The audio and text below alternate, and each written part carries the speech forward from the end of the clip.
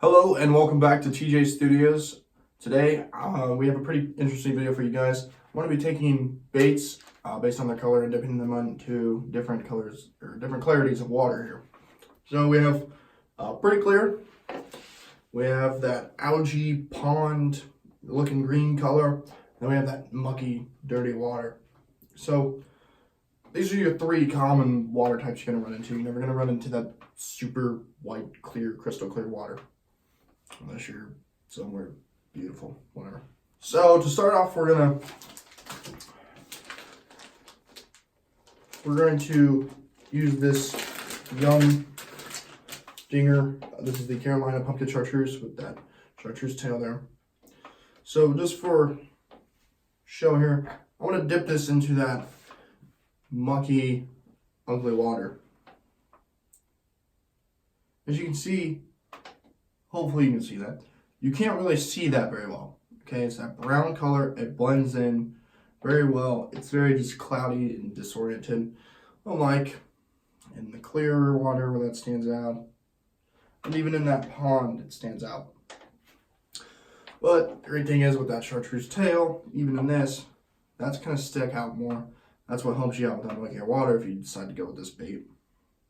And that chartreuse sticks out in all types of water, of course. But if you have something like a green pumpkin,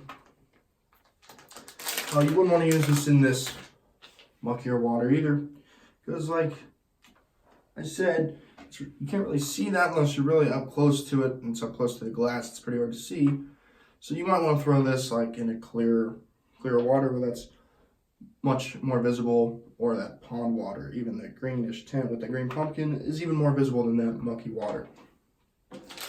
So when you deal with mucky water like this, and dirty, like after a rain, and that's a great time to fish, by the way. It's after a rain or a storm. Even though the water doesn't look good, still a good time. Pull black and blue bait. Black and blue is much easier to see in that water. It sticks out more, stands out more to fish.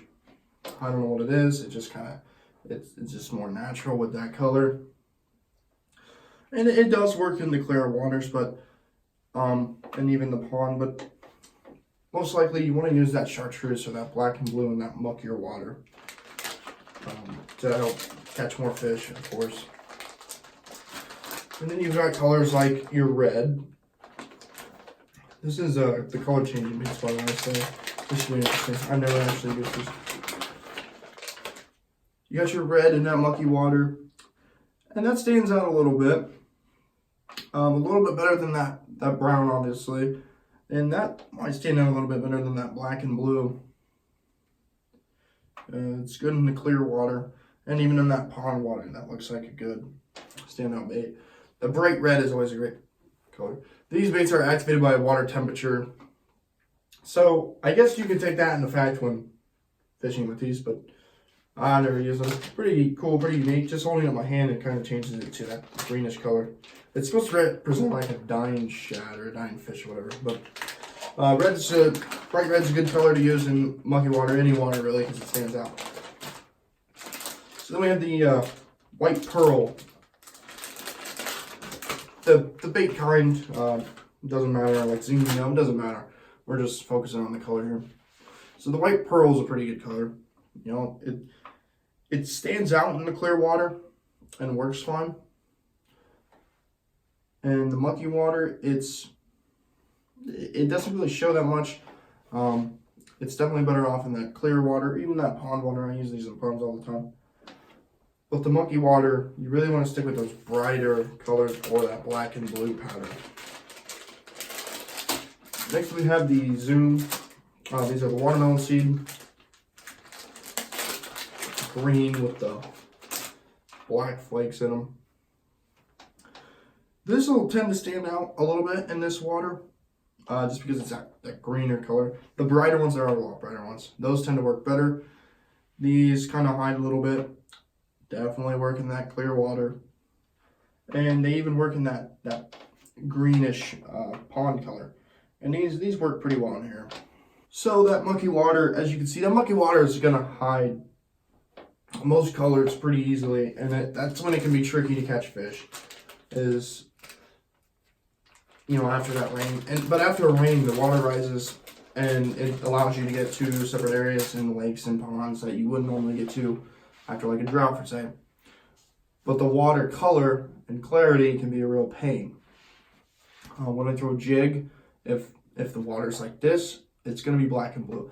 And the black and blue just tends to stand out more in this water to the fish. Maybe it's their eyes. I don't really know. But I just compare it to when you have that clear water, I throw more natural looking colors. The natural looking colors that just don't pop in this. Or those bright chartreuse colors. Those stand out in this, obviously, and those will help you if you don't have those black and blue colors, or maybe they're just not working. Maybe throw some of that chartreuse, that bright neon colors in there, and hopefully fish catch an eye on that. One thing I recommend is going to the store and getting the little neon jug container things that you can just dip your baits into. Help you out in an emergency situation. Say you have this all green pumpkin Senko, you know, and that's difficult to see, you're not catching the baits. Maybe take that tube and dip it in there and give it that chartreuse tail, or make it all chartreuse if you want to. But yeah, definitely the brighter colors in the black and blue are going to work in that muckier water. And most colors are going to work in your clear or pond water, especially the more natural colors that just tend to stick out even more. So if you like this video, if you like this demonstration, let us know. If you would like to see any more demonstrations or have any more questions, let us know in the comment section or on our Twitter page, which you can find that in our YouTube description. So thank you guys for watching. If you like this video, go ahead and like, subscribe. We're going to be coming out with content 2 times a week. So stay tuned.